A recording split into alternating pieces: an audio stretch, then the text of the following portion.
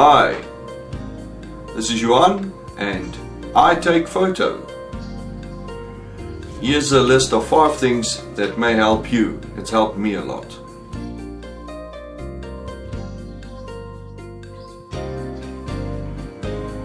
Number 1.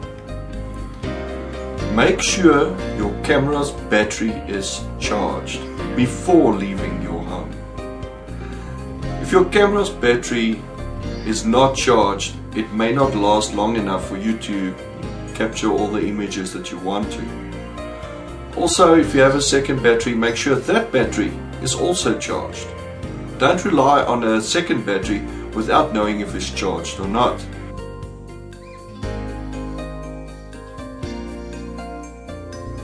In the old days with the film cameras, the camera was useless without film.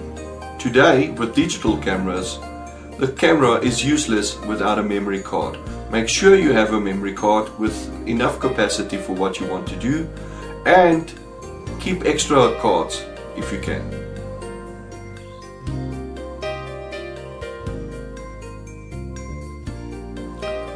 Now this may sound silly, but make sure your camera is switched on. A lot of people tend to switch the camera off between shots. So when that amazing event happens once in a lifetime and your camera is off, fiddling, switching it on and then taking the photo can cost you that perfect shot. Make sure your camera is on all the time. Cameras have sleep modes today, so they won't run out of battery so fast, but rather keep your camera switched on. Unless it's a situation where you're going to take photos of groups or specific things. If it is, let's say you're out on a safari and suddenly something happens. If you have to now first switch on your camera, you might lose that moment forever.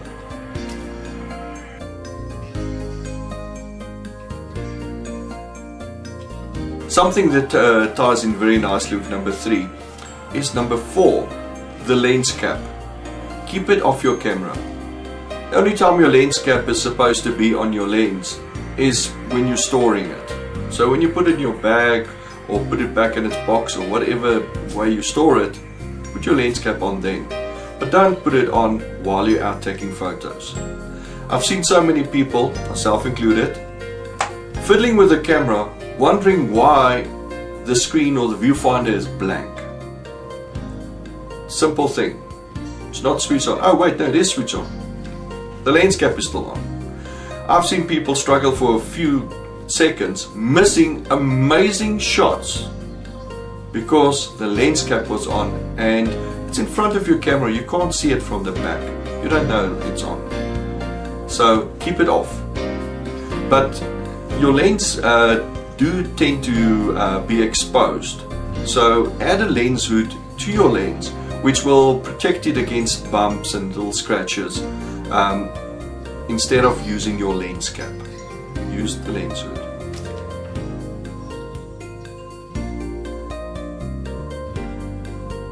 Number 5, the neck strap. A lot of people will tell you there is no way they're putting any straps on their cameras. Well, it's up to them, but I believe having a strap on your camera gives you that little bit of peace of mind, so that you know that when your camera is knocked out of your hands, it doesn't go flying. Imagine taking a photo out of a high-rise building's window and getting your camera knocked out of your hand. What if it falls on someone on the ground? You don't want that in your life. Rather put a strap on.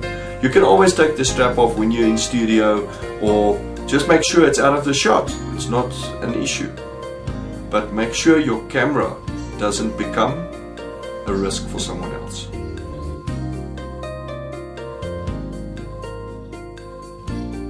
Well, there you go, 5 things that has happened to me before.